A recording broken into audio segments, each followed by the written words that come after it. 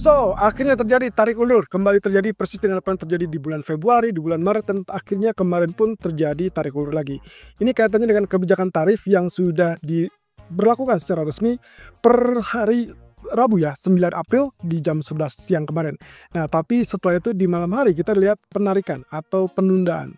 Lebih tepatnya penundaan untuk beberapa negara dikecualikan adalah China. Nah, ini yang cukup menarik. Ada hal yang bisa ditimbang-timbang dari apa yang terjadi kemarin, termasuk apakah ini berarti menandakan ketegangan sudah selesai atau justru ada lagi yang mungkin akan terjadi ke depan.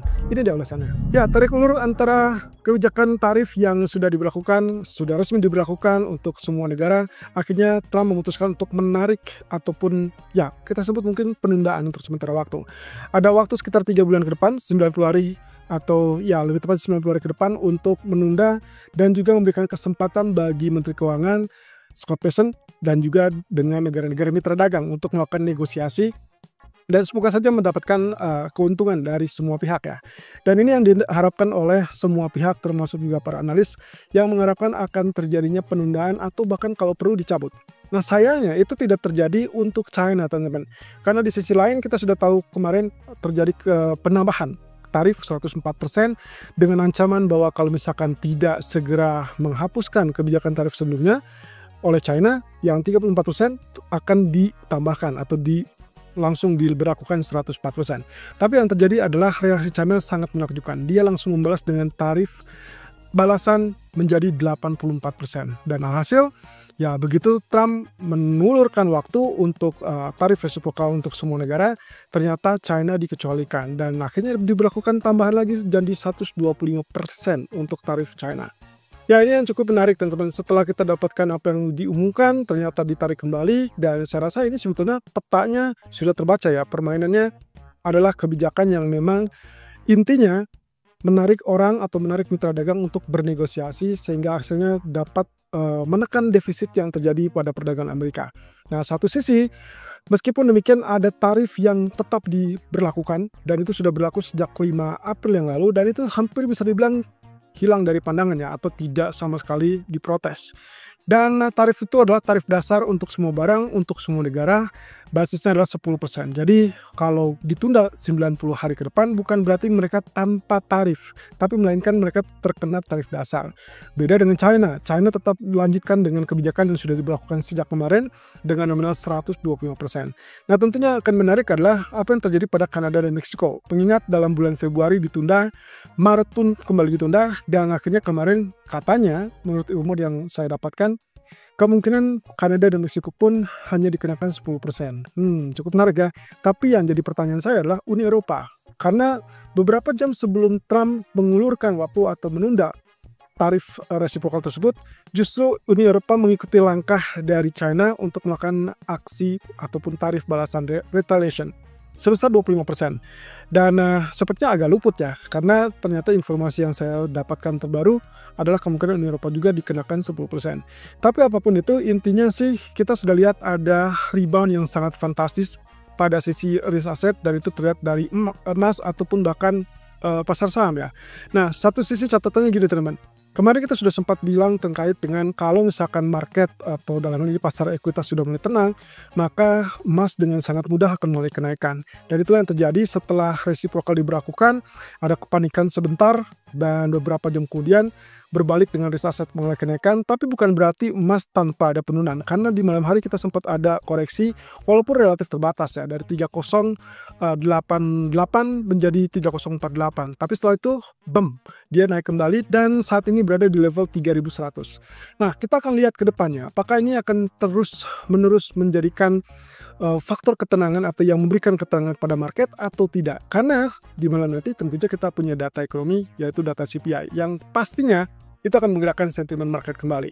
Nah, pertanyaannya adalah kalau misalnya kemarin ditunda di detik-detik terakhir atau setelah diberlakukannya kebijakan tersebut, kira-kira apa yang membuat Trump beralih ataupun membalikkan pikirannya? Ternyata ada figur-figur ini teman-teman. Ada 4 orang yang saya catat di sini berperan penting untuk menekan atau bahkan mungkin bisa dibilang menggugah kepada Trump untuk memikirkan ulang atau bahkan menunda untuk sementara waktu. Ya, Scott Bessent figur pertama yang tentunya Menteri Keuangan sekaligus penasihat ekonomi dari tim ekonomi Trump. Dan dia memberikan pertimbangan yang cukup penting kepada Donald Trump, mengingat ada beberapa masukan dari kolega-koleganya, yang mana itu adalah orang-orang yang bisa dibilang berkecimpung di pasar modal ya. Lalu kemudian dia juga yang berperan penting untuk meyakinkan Donald Trump untuk setidaknya menunda kebijakan tersebut, lalu kemudian fokus kepada negosiasi. Artinya dalam 90 hari ke depan biarkan semua mitra dagang melakukan negosiasi dan tinggal lihat apa yang bisa didapatkan dari negosiasi tersebut. Figur kedua yang juga tak kalah penting adalah CEO JP Morgan Chase, yaitu Jamie Dimon. Kenapa dia dianggap penting? Karena ternyata Donald Trump saat melakukan atau saat menjelang pengumuman sempat menonton atau menyaksikan wawancara Jamie Dimon di Fox Business, di mana apa yang dilakukan oleh Jamie Dimon waktu itu ditanya tentang pandangannya kebijakan tarif akan seperti apa dan dampaknya akan seperti apa pada ekonomi. Jamie Dimon mengatakan terkait dengan resesi, menyinggung tentang resesi, dan juga mendesak kepada presiden untuk memberikan waktu kepada Menteri Keuangan Scott Bessent setidaknya punya waktu untuk mencapai kesepakatan dengan para mitra dagang. Dan hasil ya ternyata works ya, cukup berhasil memberikan keyakinan kepada Donald Trump untuk mengubah ataupun menarik diri ataupun menunda lebih tepatnya kebijakan tersebut. Nah, di lain sisi sebelum itu ternyata juga ya kita lihat di sini ada dua figur lagi, yaitu yang pertama pemodal dan investor Charles Schwab, dan juga yang kedua adalah Gubernur Michigan dari Partai Demokrat, Gretchen Whitmer, yang justru mengatakan bahwa Michigan itu sudah mengalami dampak yang sangat serius pada industri otomotifnya sejak diberlakukannya kebijakan tarif. Dan akhirnya kita dapatkan bahwa Trump akhirnya mengubah skenario-nya dan berbalik menunda hal tersebut. Dan akhirnya kita sempat lihat pasar modal ataupun pasar ekuitas mengalami rebound yang sangat fantastis. Nah, ini yang tentunya akan menjadikan catatan penting. Walaupun kita lihat itu adalah ditunda, judulnya masih penundaan, bukan menghapus, bukan mencabut, tapi melakukan penundaan. Artinya dalam 30 hari ke depan, artinya dalam 3 bulan ke depan atau 90 hari ke depan, kita perlu menyimak dan mencermati kira-kira apakah ini sudah tercapai kesepakatan yang cukup bagus oleh 70 lebih negara atau justru kembali stuck. Yang dikhawatirkan adalah di tengah-tengah jalan, kurang lebih mungkin 1 bulan lamanya, kita mungkin akan lihat apakah Trump berubah lagi apa tidak. Setidaknya ini memberikan waktu juga untuk bank sentral untuk bertindak ataupun mengawasi dari dampak-dampak yang ada. Atau setidaknya menurut bank sentral sendiri, mereka lebih menginginkan kemungkinannya kondisi ini akan terus bisa menekan inflasi. Artinya tidak menyebabkan inflasi mulai kenaikan, sehingga akhirnya bisa juga kepada arah ekonomi yang lebih baik. Dan ujung-ujungnya tentunya akan membuat jalur inflasi tetap ke dalam jalur disinflasi yang diinginkan oleh bank sentral. Tapi kita lihat ya ke depannya akan seperti apa. Yang jelas dari agenda yang penting berarti kita anggap tarif ditunda atau dipospon sampai kurang lebih 3 bulan ke depan. Nah, tapi untuk hari Sabtu, hati-hati, kita akan dengarkan dari kondisi geopolitik, yaitu terkait dengan pertemuan antara Iran dan juga Amerika. Ini kaitannya dengan kesepakatan nuklir, dan berarti geopolitik lagi-lagi teman-teman. Ada ketidakpastian geopolitik di akhir pekan. Kita harapkan bersama bahwa ini adalah kesepakatan yang cukup baik sehingga akhirnya harga minyak mungkin akan mendapatkan penurunan kembali, kemudian juga akan menyebabkan penurunan pada inflasi seperti yang diinginkan oleh Donald Trump, karena dia menginginkan kalau harga minyak itu turun, perangnya berakhir, berarti kita akan dapatkan yang namanya inflasi rendah dan akhirnya suku bunga lebih rendah.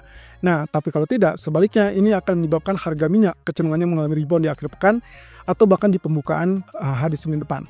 Nah, catatannya adalah yang kita tidak mau adalah aksi serangan militer dari Amerika ataupun Israel terhadap basis militernya ataupun bahkan kita sebut saja dengan basis nuklirnya Iran. Untuk kedepannya ini akan menjadi figur utama dari kondisi geopolitik ya.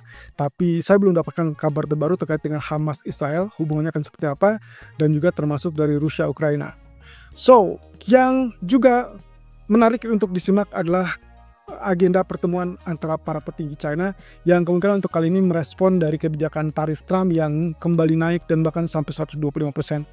Jadi pada dasarnya mereka akan bertemu, kemarin sudah bertemu, tapi hari ini bertemu lagi setelah ada kebijakan tarif yang naik 125%. Mereka akan membahas salah satunya lah masalah stimulus, dan poin-poin utamanya tentunya ini adalah kaitannya dengan data inflasi tadi pagi yang ternyata hasilnya masih menunjukkan minus. Itu artinya deflasi di sisi negara China, dan itu tidak baik. Konsumsi China masih cukup lemah yang menandakan bahwa masih butuh dukungan pemerintahan. Dalam hal ini yaitu berarti kita bicara tentang kebijakan fiskal. Dan selanjutnya terkait dengan kebijakan moneter dari PBOC.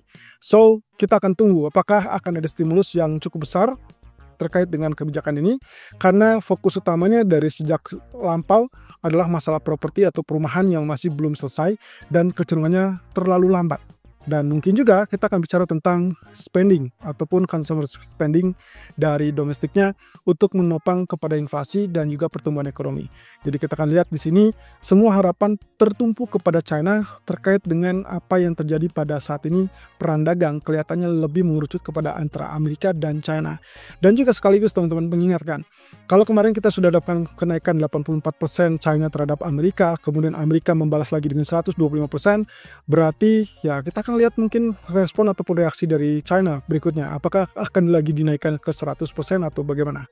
Yang jelas, saat ini China sudah memberlakukan pelemahan terhadap mata uang yuan, salah satunya untuk mengantisipasi dari kebijakan tarif Trump ini. So, Bank Sentral menyoroti juga terkait dengan penundaan tarif. Dari Fed mengatakan bahwa walaupun terjadi penundaan, sebetulnya yang menjadi permasalahan adalah saat ini gangguan pada inflasi masih tetap tinggi, sehingga akhirnya Fed tidak bisa menggerakkan atau menurunkan suku bunga secara cepat.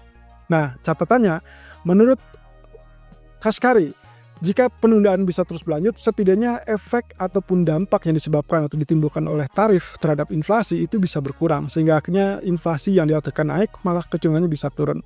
Dan itu berarti mengejar ke target 2% yang diinginkan oleh Fed. Nah, ini adalah arah yang bagus. Tapi kita tidak tahu, seperti yang Kashkari bilang, kalau ini penundaannya terus berlanjut. Nah, masalahnya adalah 3 bulan, apakah nantinya akan ada penundaan lebih lanjut, atau strike dengan 3 bulan tersebut, lalu kemudian berlangsung atau berjalan dengan kebijakan tarif yang ada, atau akan dihilangkan, atau bagaimana. Nah, kemudian yang kedua dari sisi ECB, yang ternyata juga menyoroti masalah kebijakan penundaan ini. Kalaupun misalkan ditunda, sebetulnya bukan berarti menghilangkan dampak berita buruk yang terjadi, tapi setidaknya Phil Roy mengatakan bahwa ini adalah kabar yang bisa dibilang memberikan kelegaan bagi market, termasuk juga para pembuat kebijakan, dan mereka sangat gembira Uni Eropa setidaknya punya waktu untuk berdiskusi dengan Amerika. Kaitannya dengan tarif yang mungkin saja bisa saja tidak terjadi retaliation ataupun pembalasan serupa. Nah, terkait dengan kebijakan ataupun data ekonomi, tadi pagi kita sudah lihat data inflasi untuk China merah semua, itu berarti semuanya turun atau melemah, dan itu berarti deflasi ya. Karena angka-angka yang dimunculkan adalah negatif. Dan kita akan perlu melihat dengan angka yang dimunculkan oleh inflasi Amerika nanti malam. Secara agregat atau keseluruhan sih, kalau saya lihat di sini ekspektasinya semua turun, baik itu untuk core ataupun utama. Dan pengecualiannya adalah core CPI untuk basis tahunan yang diperkirakan akan lebih tepatnya mungkin bulanan ya. Bulanan diperkirakan akan naik dari 0,2 menjadi 0,3%. Catatannya tentunya yang dibutuhkan oleh Fed saat ini adalah menunjukkan bukti-bukti atau tanda-tanda bahwa inflasi atau proses disinflasi terus berlanjut, sehingga mereka bisa segera menuntun kepada arah kebijakan terbaru, yaitu tentunya penurunan suku bunga lebih lanjut. Nah, sampai saat ini pasar mengantisipasi terkait dengan resesi dan juga kemungkinan peluang untuk turunkan suku bunga sekitar 4 atau 5 kali. Tapi dengan penundaan tersebut, penundaan tarif, maka efektivitas ataupun perkiraan resesi kemungkinan sedikit berkurang, tapi belum tentu mengganggu kepada inflasi. Jadi yang kita harapkan inflasi ini tetap menunjukkan angka penurunan. Kalau misalkan tarif tetap diberlakukan karena memang tarif dasar sudah tetap dilaksanakan 10%, yang dikhawatirkan oleh para pejabat Fed adalah dampaknya baru akan terlihat di bulan Juni. So ini masih bulan April, masih ada 2 bulan ke depan untuk melihat dampak yang real terhadap ekonomi.